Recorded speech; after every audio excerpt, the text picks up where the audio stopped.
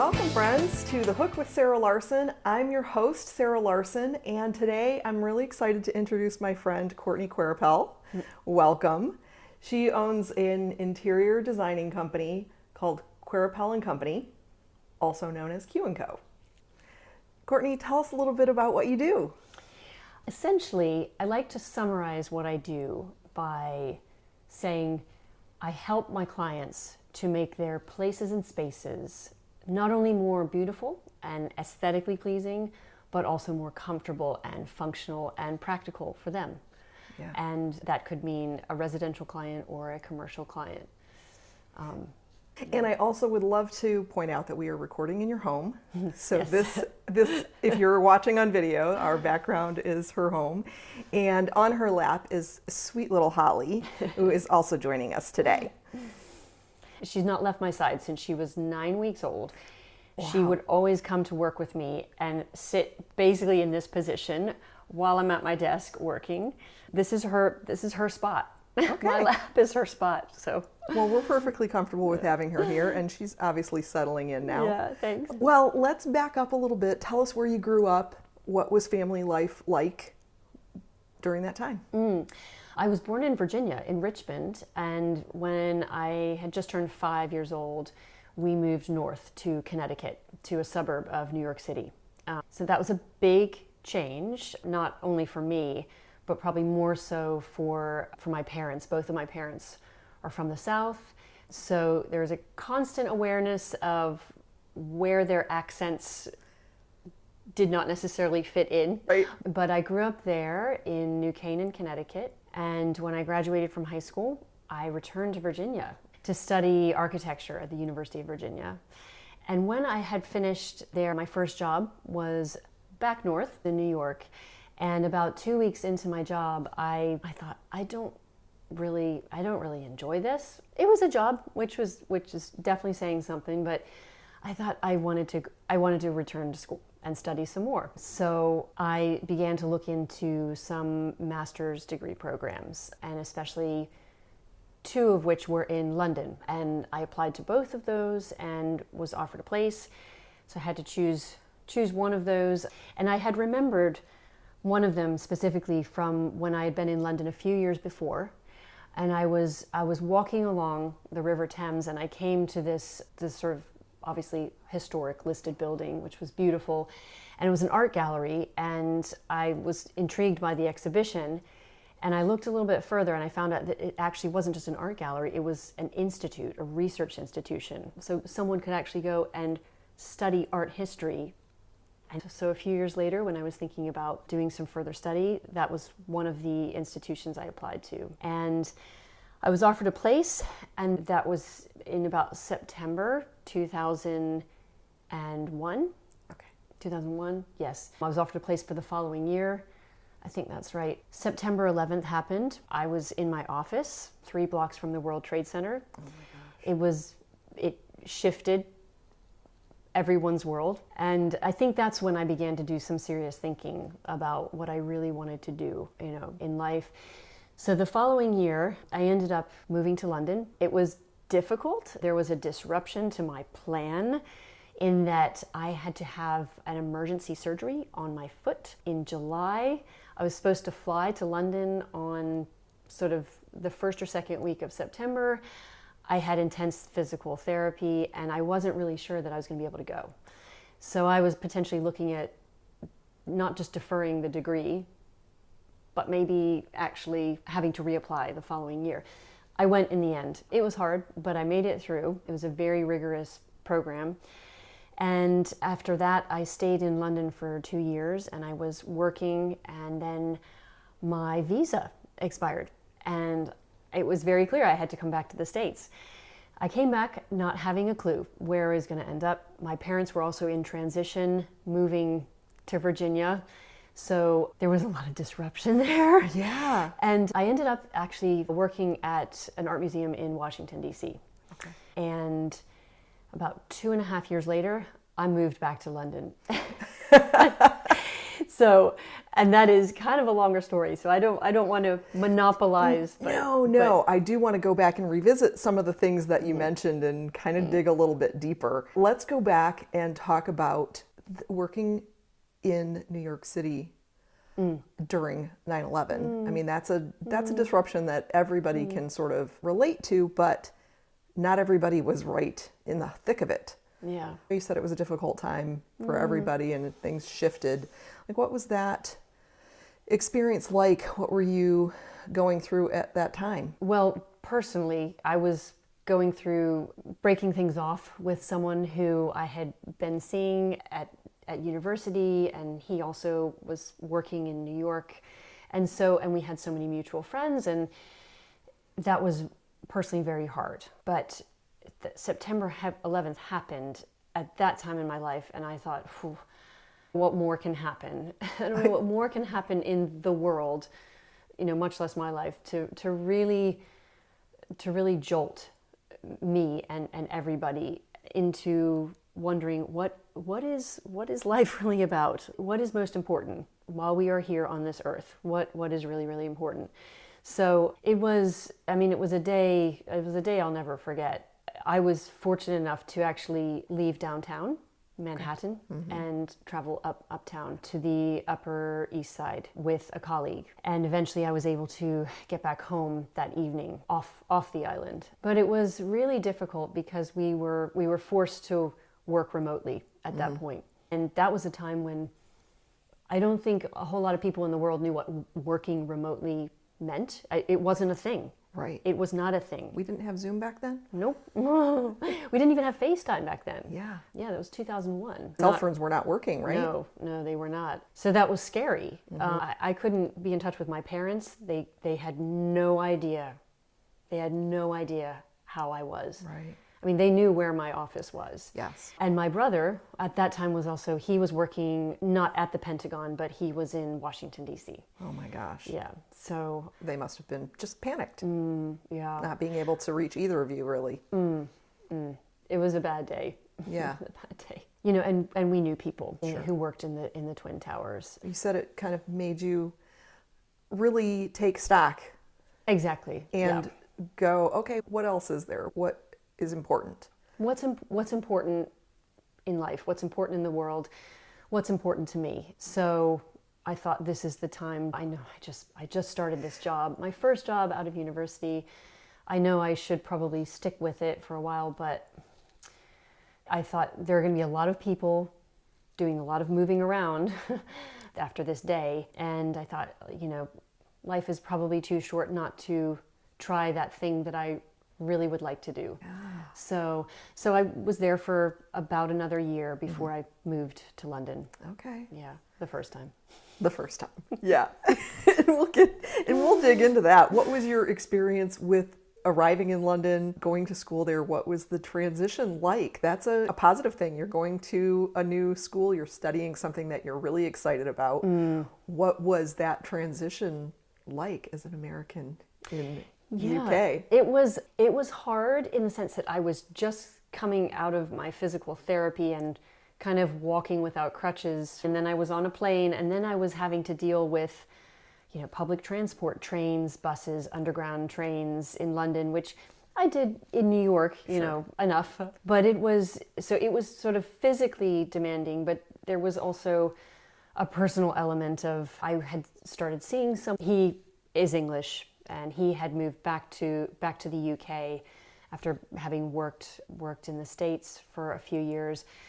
And I wasn't sure about that relationship, and I'd also experienced some betrayal by a very, very good friend, and it was very hard. It was very hard. And my degree was academically, it was so rigorous. I don't know if I was clinically depressed at that time, but I was very low. I had a lot of low, not just moments, but days. But I found so much comfort and peace in knowing that God doesn't make any mistakes, and that He does love me, no matter how I perform, no matter what my degree ends up being, no matter who betrays me, no matter what happens to me in life. I've had my faith to carry me through since I was probably about 14 years old. The day I arrived, a mutual friend picked me up at the airport and said, "Would you like to come to church with me tonight?" And I said, Oh, wow. "Yes, please." So I walked into that church and I was greeted by someone who's now one of my best friends. And I just felt instantly welcomed. It was a safe place. And I actually ended up working for the church part-time for the 2 years after I finished the degree, because I just felt like I had learned so much, I had gained so much, I had been so loved by that community and looked after by that community that I wanted to give something back. Well, tell me about that low period, if you don't mind getting a little deeper into that. You said your faith got you through some things, but was there anything in particular that you found helpful to sort of get you through that to a more positive frame of mind? Having a friend betray you is just, it's heartbreaking. Yeah. Especially when you've not experienced that before. That can be really traumatic. Trauma. A trauma for sure. So was there anything in particular that you found to help you get through, or was it really just the community, having that community of the church? It was having the community of the church, and it was having that friend who I mentioned. She and maybe one or two other individuals from the church just coming alongside me, checking in on me, saying, "Can I come over? You know, we can pray together. We just have a cup of tea together, whatever you want to do." And I remember when it came time for my thesis, I had to print it, I had to bind it, it was a book. I had to take care of that. I actually do remember that day, that friend, Debbie, she said, "Today's the day, what can I do to help?" I said, "You can meet me at the print shop, please."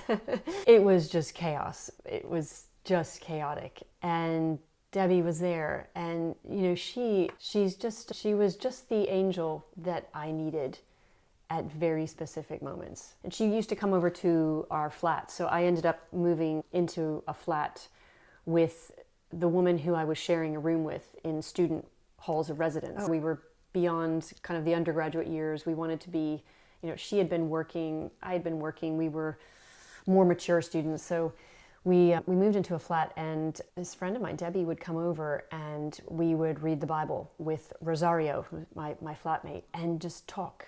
And I mean, we would spend 2 hours just talking about what we read and how it affected us, what it meant for us, and then pray through it. And she's just super. So Debbie and a few other friends from the church were just so encouraging.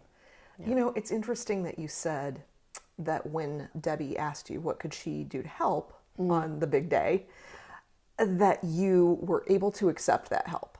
I think that one of the things that sometimes we struggle with as human beings in general is that feeling that we have to do it. We have to do it alone. Yeah. And I think that your story is really incredible in that you had these friends, your flatmate and your friend Debbie, both of whom were very supportive, plus your church. And obviously you were able to ask for help. And I think that that's something that so many of us have to learn how to do. What's that cliche, no man is an island? It's true. We don't exist individually, solitarily. God put us on this earth to help one another, to work together. And I just feel that's what we're called to do. I don't know why this is sticking in my head, but I really want to know, how many pages was that? It actually, that you had to bind and put together. Well, it's in my office, actually. If you want to go and read it, you can. But it wasn't so much pages as much as it was words. My dissertation thesis had to be 10,000 words. And it had to be pretty close to 10,000, not like 8,500 and not like 12,500. You had to learn how to edit yourself. Yeah. Quite a lot. Yeah. And education really, in a very general sense, is very different in countries outside of the United States. So students must sort of specialize, as it were, from a much earlier age in school. They must choose their subjects about the time they're 12, 13 years old. Yeah. It's very different. So by the time you get to an age of going to university, you you're on sort of one track. That's really interesting. Yeah. I didn't realize that there was such a difference. What was your experience in having gone to university in the States and then a university in UK? Well, I will say, when I did come back to the States in 2005, my degree in the UK was not widely recognized by universities over here, which was frustrating.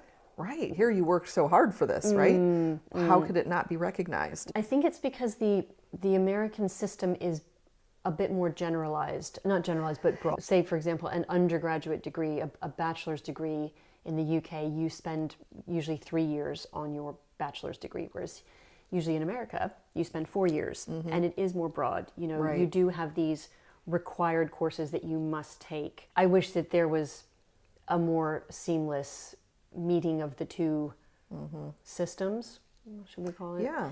Yeah, because it just throws a spanner in the works, to use a very British phrase. Yes. A spanner in the works when someone is trying to apply their professional certification here in the States. I do have a friend who is effectively working on her PhD in counseling and mental health therapy in the UK right now, and she asked me a few weeks ago, what is it going to be like? She's from Florida.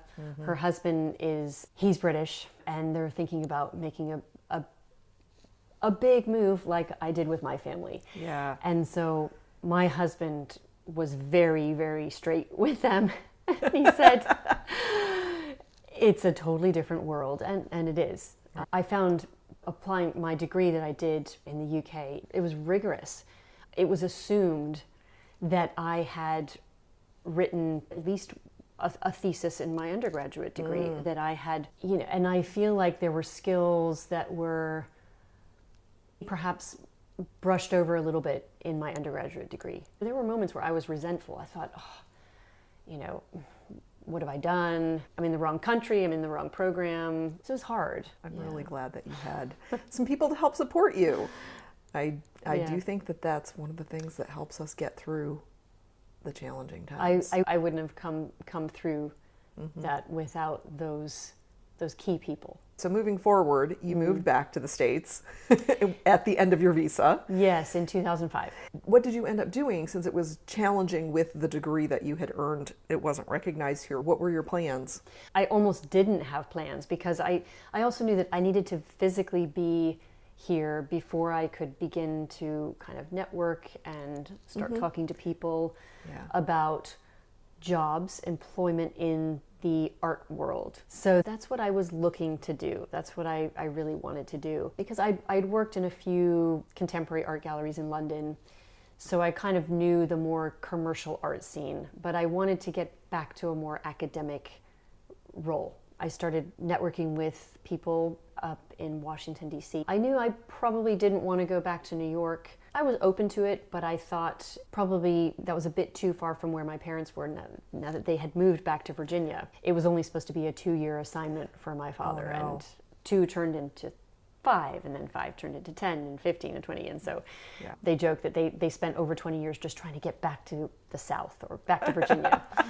When I came back, I really didn't know kind of what was going to happen. But again, my faith in God to provide for me just what I needed was kind of keeping me through that. And my parents, having come to sort of help them settle in their house, we had a lot of conversations about what doors can I knock on and what paths might be opening up for me. So I ended up getting in touch with someone at a museum in Washington, D.C. It was through, a friend of a friend worked there, and it was networking, which I, as you know, strongly believe in. And so it's the Corcoran Gallery of Art, which is also affiliated with the Corcoran College of Art and Design. So what I really liked was that there was an art college in the same institution. Yeah.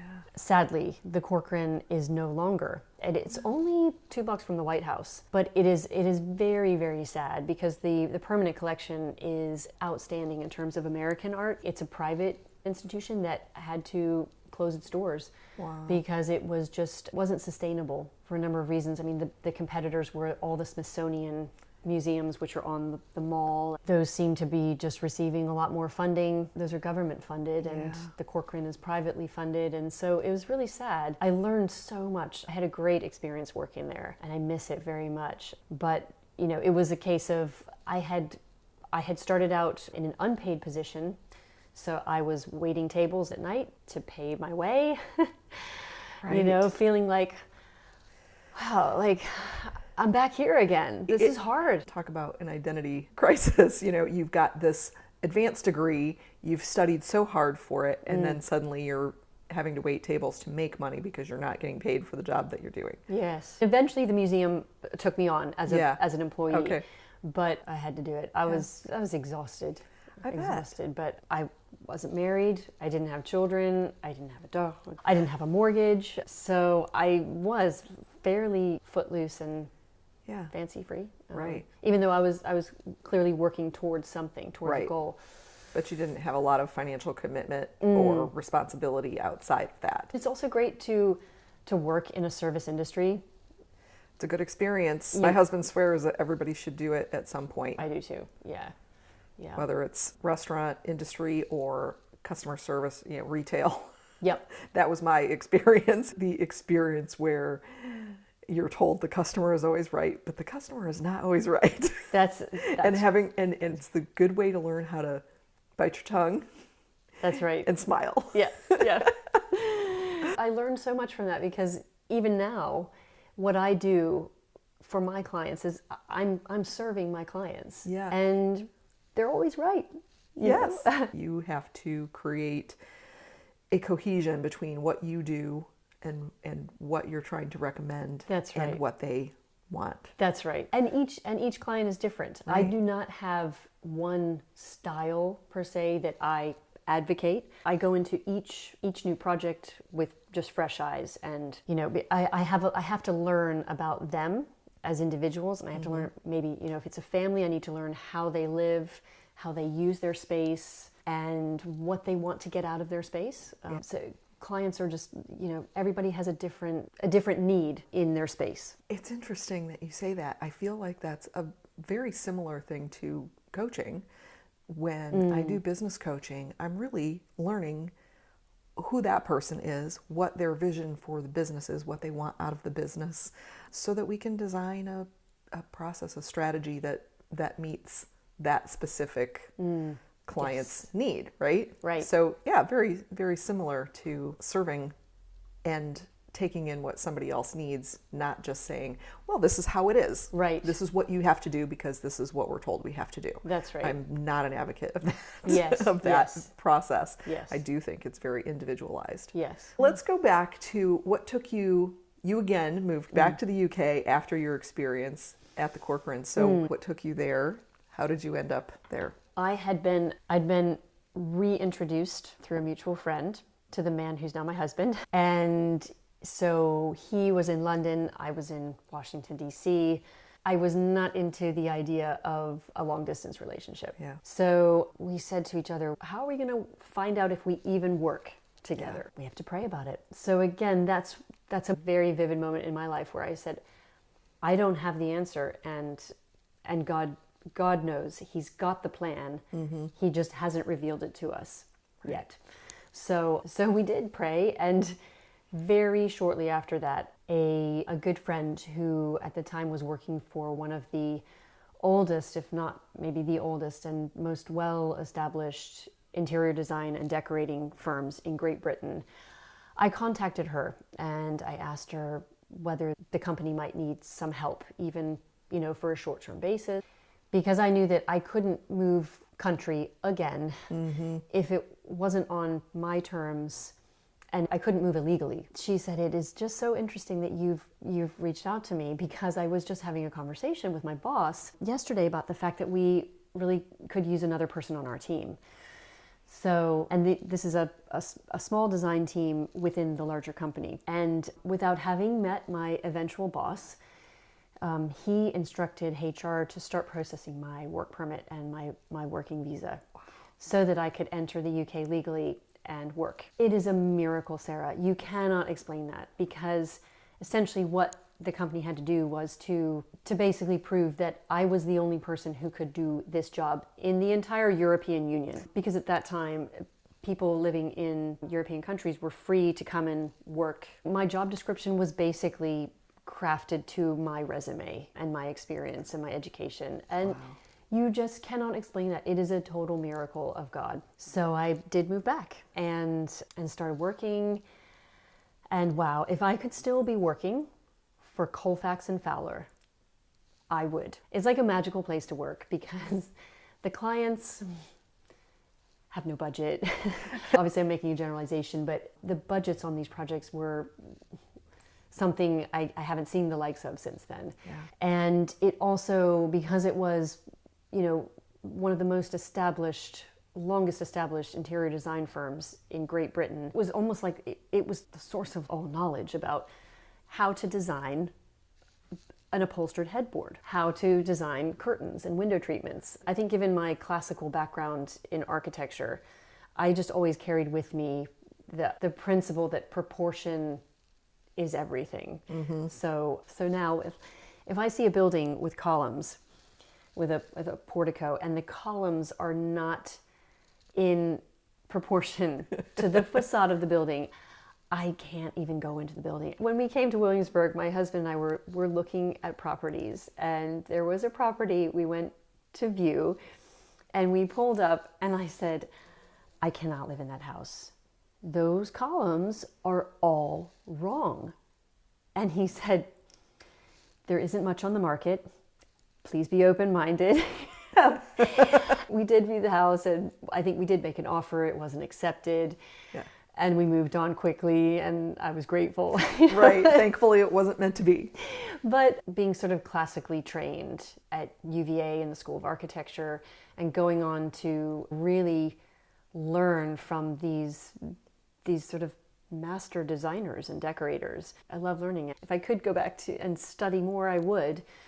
But I have a family now, and it was an amazing experience. And it opened the door for almost every other opportunity I've had in the UK, but also here. It's a name which people who work in the interior design industry, they know exactly who and what Colfax and Fowler is. So it opened the door for many things. The recession happened in 2008. I had started working for Colfax and Fowler in June of 2008.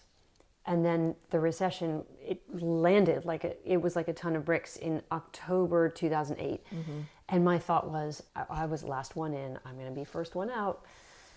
I was not the first one out, but they had to lay off a number of people. So that was really disappointing, but I understood. I had to get busy looking for other work. Right. But the fact that I had been with Colfax and Fowler just carried so much weight. And I worked for some incredibly talented designers, textile designers. Yeah, it was great. There's a lot of talent in London, a lot of talent, and a lot of resources. Well, so that begs the question, what the heck were you doing coming back to Virginia? I still get asked the question, and we've been here for three years now. We were married in the Wren Chapel at the College of William and Mary. Oh. And actually, even on our honeymoon, we were talking about, should we think about moving to the States?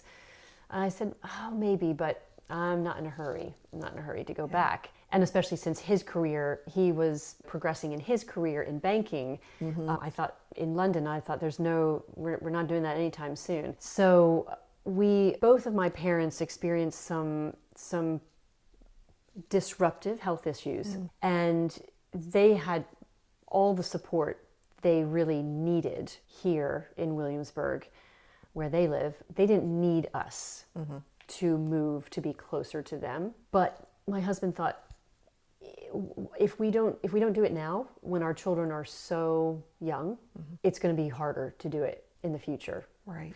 So we thought about it for probably over a year. I mean, and what it meant was leaving our comfort zone, we had people asking us, why are you going? I mean, some of our British friends said, America, yes, go, do it. And we said, well, we don't have jobs. We're going to have to sell our house in London, sell our car in London, take our children out of the school, which we loved. We're going to leave our church, which we loved, leave everything. And also, all those resources that I had at my fingertips in the industry. I was leaving all that. And we had no idea, Sarah, whether we would end up in maybe Washington, D.C. or Northern Virginia. We thought maybe Richmond. We thought probably not New York. We wanted our kids to have lots of open green spaces.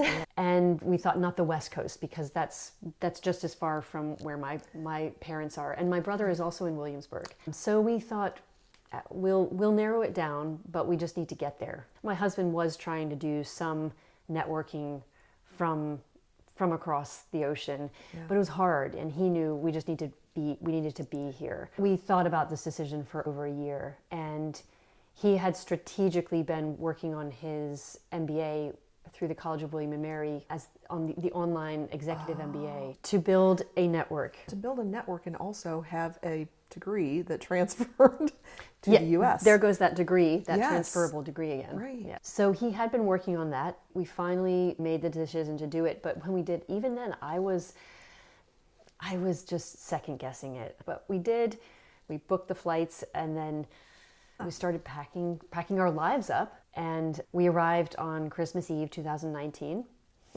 About 8 weeks after that. We all know what happened. Talk about disruption. Yeah. Well, let's go back just a little bit before the move. You obviously had a business there.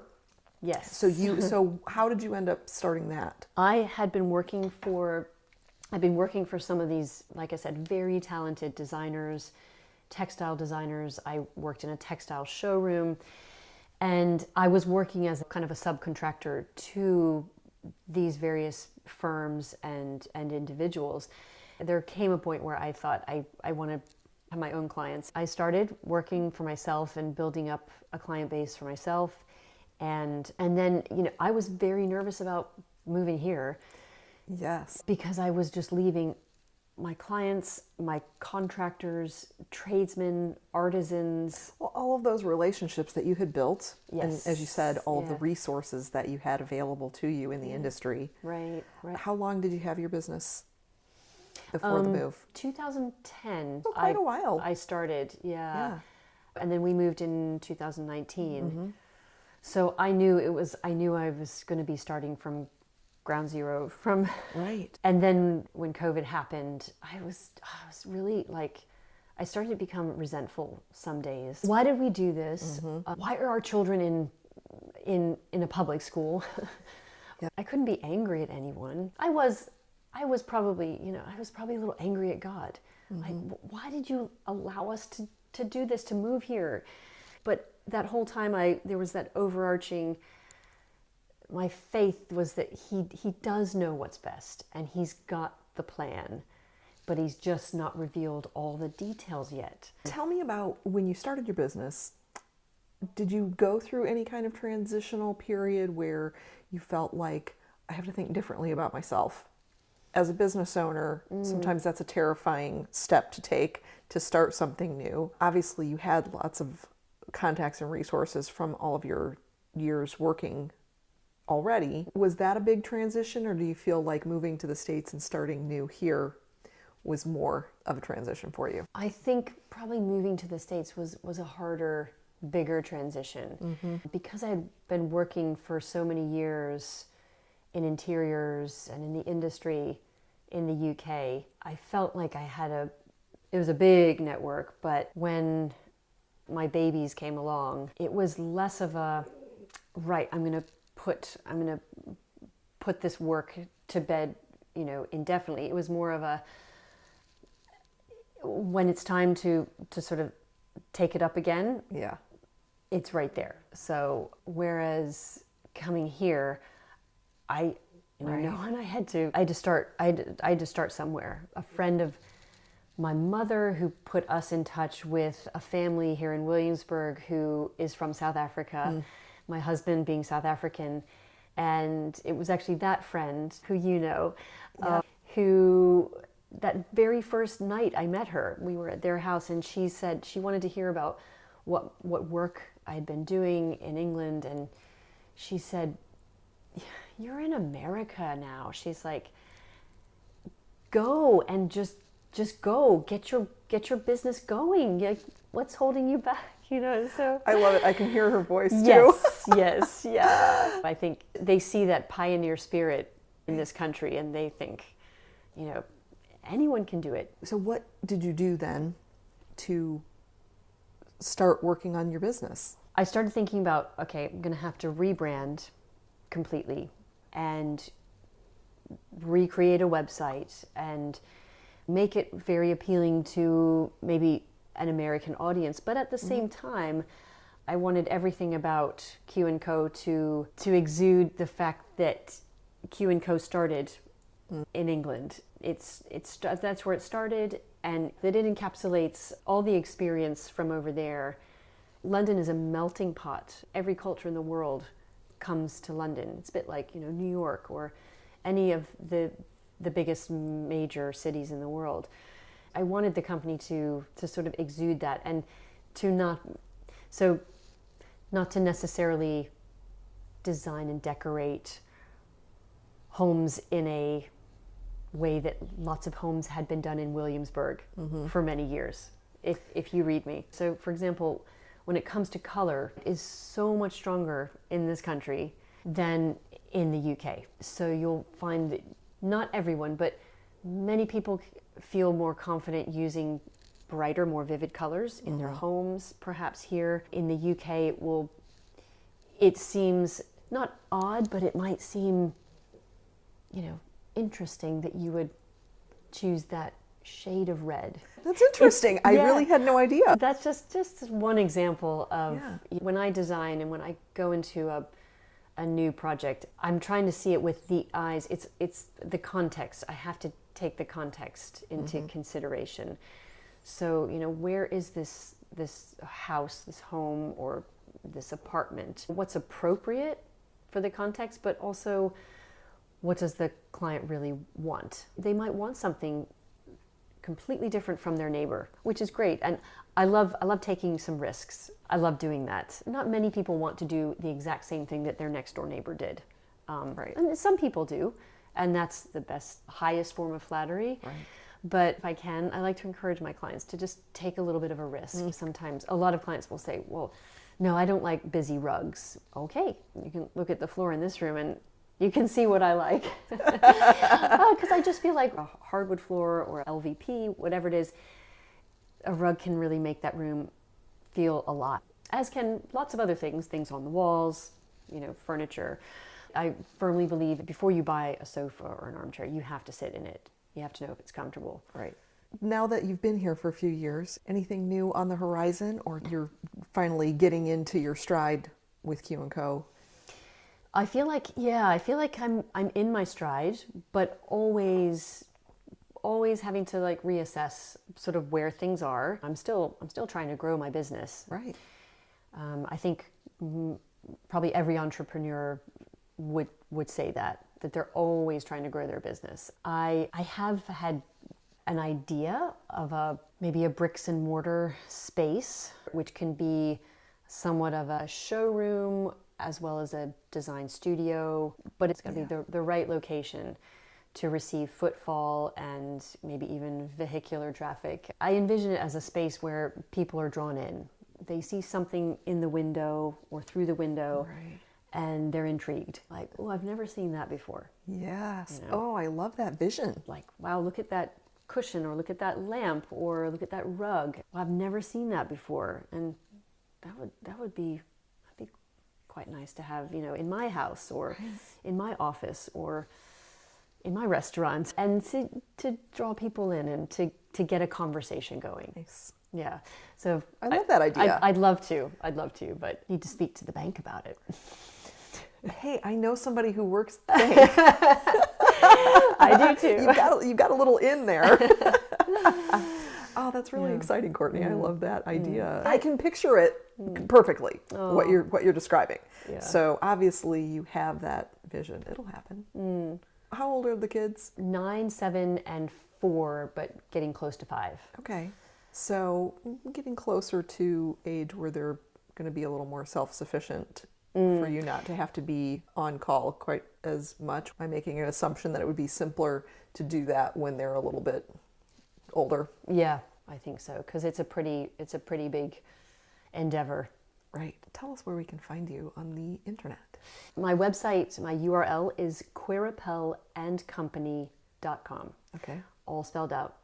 I'll also put it in the show notes, but it's spelled pretty much how it sounds. That's what I say It's to very people. phonetic. 9 times out of 10, when people are trying to pronounce my last name for the first time, they will hesitate and say Queripel? Queripelandcompany.com. And my Instagram and my Facebook are also the same handle, at queripelandcompany.com. Well, that's easy enough. Yes, and we'll put it all in the show notes. Yeah. Are you open to working with clients outside of the area? Yes, absolutely. I do get asked that question. And yes, and in fact, at the moment, I have a client on the West Coast.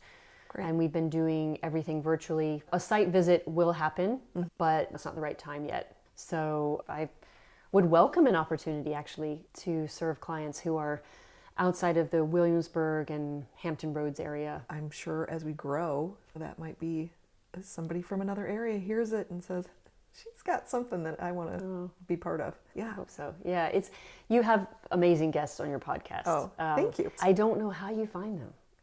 We talked about networking, and honestly, that is something that I enjoy, and I know that it works. You just never know what connection you're going to make, what ripple effect might come from it. Yeah. So I've been fortunate to meet some really fantastic people, and been honored to have them as guests on the podcast. And thank you for being one of them. Thank you for having me. Yeah, I've enjoyed it.